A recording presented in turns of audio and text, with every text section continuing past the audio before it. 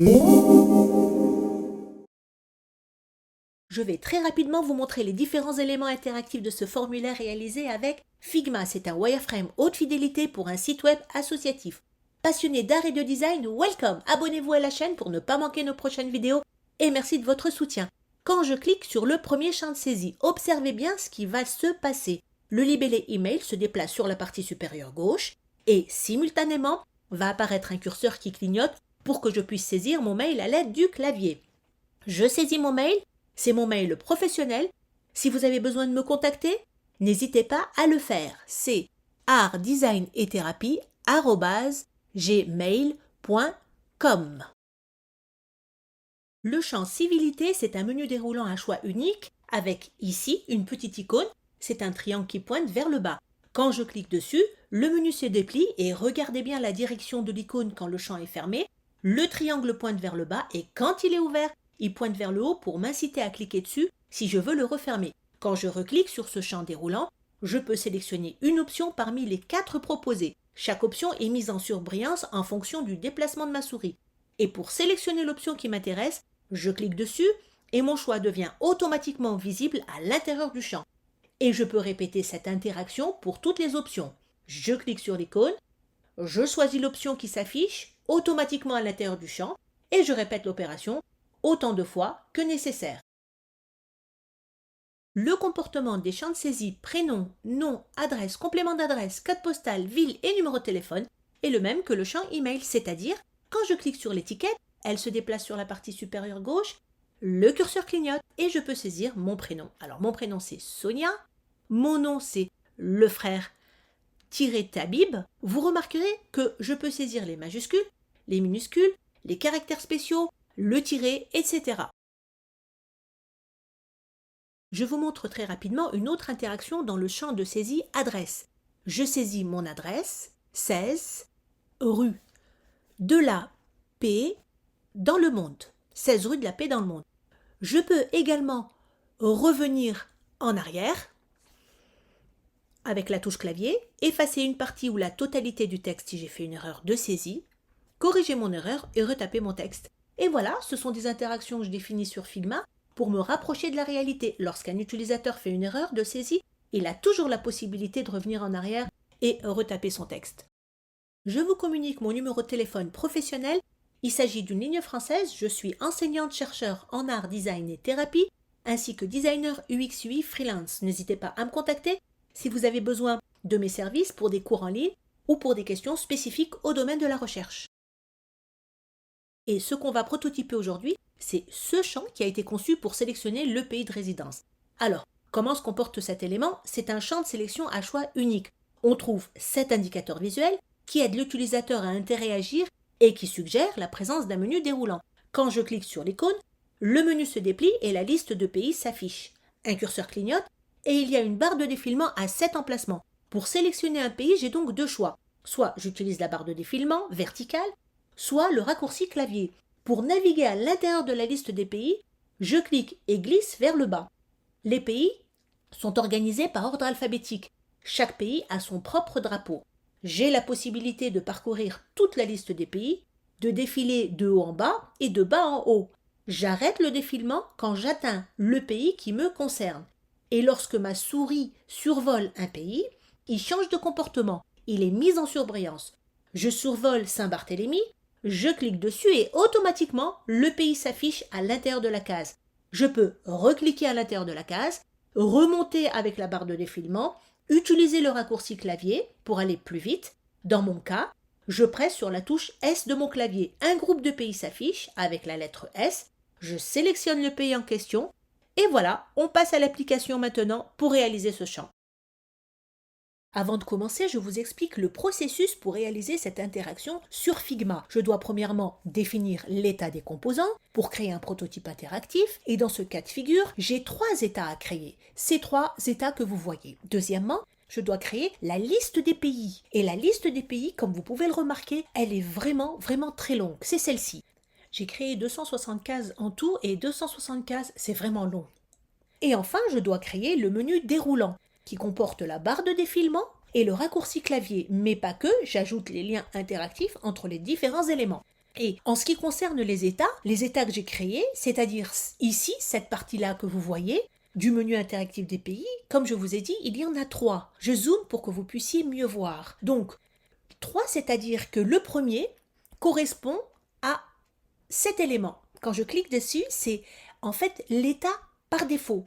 C'est-à-dire que c'est l'apparence initiale de l'élément avant toute interaction avec l'utilisateur. Dans cet état, il affiche un fond blanc comme vous pouvez remarquer ici. Le deuxième état, et celui-ci, c'est l'état au survol, ce qu'on appelle l'état au survol. Cet état intervient lorsque l'utilisateur passe sa souris sur le composant. Ce dernier se met automatiquement en surbrillance avec un fond gris moyen. Et enfin, le troisième état correspond à l'état de sélection. C'est le troisième, c'est celui-ci. C'est l'état de sélection. Dans cette situation, quand l'élément est sélectionné, le fond reste blanc et il est similaire à l'état par défaut.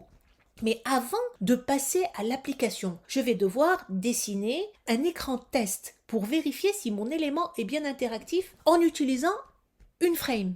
Je peux dessiner une frame soit en sélectionnant l'outil frame sur cette barre d'outils que vous voyez ici, soit en pressant sur la touche F de mon clavier. Quand je décide, l'un ou l'autre. Je clique ici sur mon poste de travail et Figma crée automatiquement un carré de 100 pixels. Je modifie sa largeur et sa hauteur ici, sur la barre latérale droite. Moi, j'ai besoin d'un écran test qui fait 500 sur 400, donc c'est ce que je vais marquer. Pas 450, mais 400. Voilà, un chiffre rond.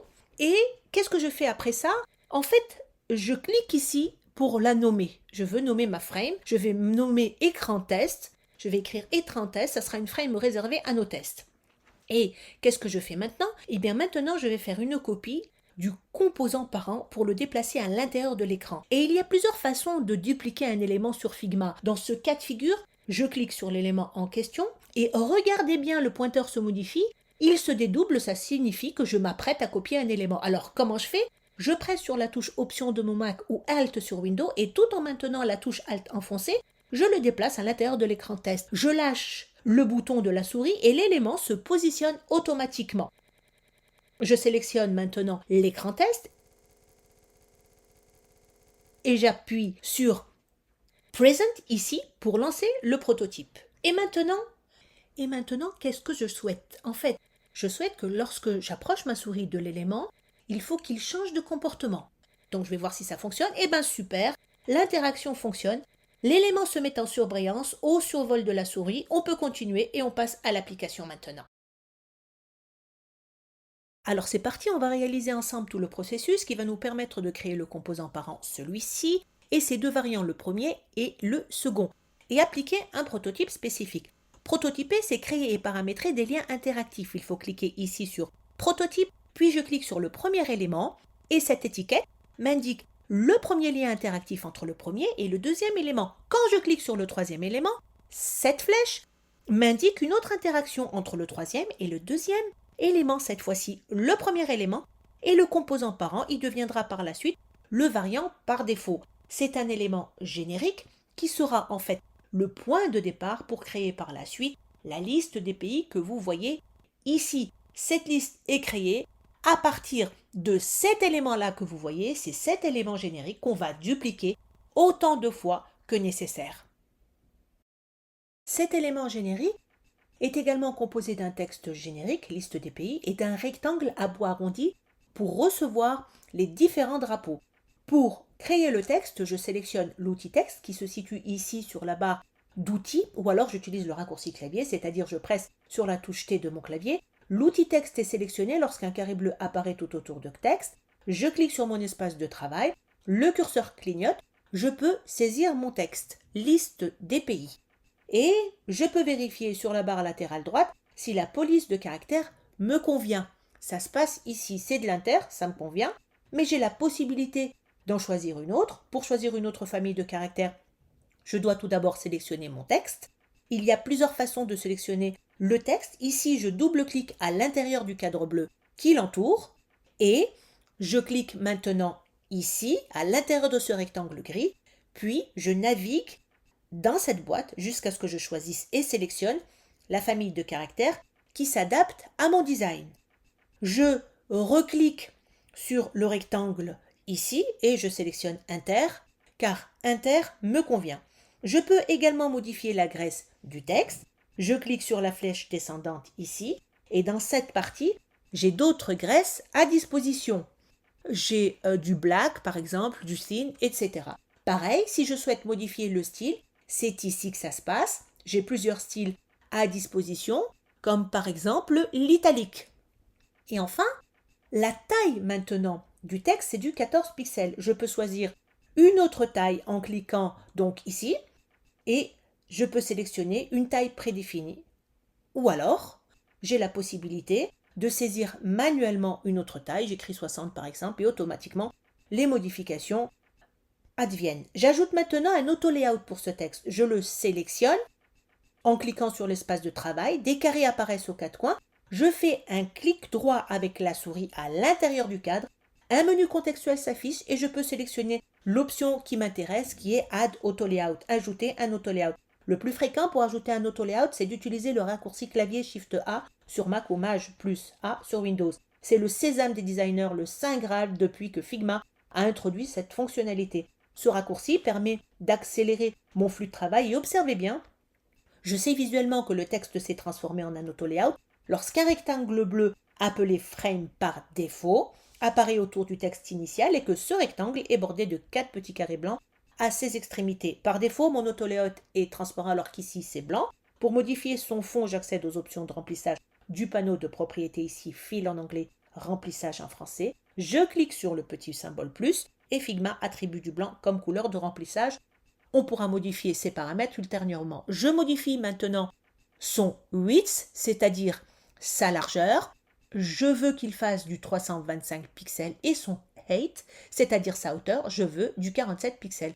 Je ne souhaite pas que mon texte soit au centre, mais qu'il soit aligné à gauche, ici. Donc, je clique sur Align Left pour modifier son alignement. On a terminé la partie texte, on passe à la partie drapeau. Je corrige très rapidement l'orthographe ici. J'ajoute le E majuscule. Voilà. Et pour le drapeau, on utilise l'outil rectangle. Pareil, soit je le sélectionne ici, soit j'utilise le raccourci clavier R. Je clique sur mon espace de travail. Figma crée automatiquement un carré de 100 pixels. Je modifie ses dimensions. J'ai besoin d'un rectangle de 40 pixels de largeur et de 30 pixels de hauteur. J'ajoute maintenant un corner radius pour arrondir les angles. J'opte pour du 5. Je veux maintenant modifier le gris par défaut de ce rectangle pour qu'il ait la même valeur que celui-ci. Donc j'utilise la pipette, je presse sur la touche I de mon clavier, le symbole de la pipette apparaît, je m'assure que ce rectangle est bien sélectionné et je clique sur la valeur que je veux copier. Ici, automatiquement le rectangle se remplit de la valeur souhaitée. Il me reste à intégrer ce rectangle à l'intérieur de la frame. Je m'assure que l'élément est sélectionné et je clique et je glisse à l'intérieur de la frame. Un trait apparaît devant ou à la fin du texte selon le déplacement de ma souris. Je lâche l'élément à l'emplacement voulu, c'est-à-dire je lève mon doigt de la souris et l'élément se repositionne instantanément. Je peux aussi le déplacer avec les flèches droite et gauche de mon clavier. Voilà. J'ai terminé toutes les modifications. Je peux transformer cet auto-layout en composant. Comment? Je m'assure que l'élément est bien sélectionné, je clique dessus et je clique sur ce symbole Create Component, créer un composant. Le cadre qui entoure l'auto-layout change instantanément de couleur et automatiquement le losange en haut à gauche apparaît. Vous retrouvez très rapidement la suite de cette vidéo sur notre chaîne Art, Design et Thérapie. Je vous dis à très bientôt.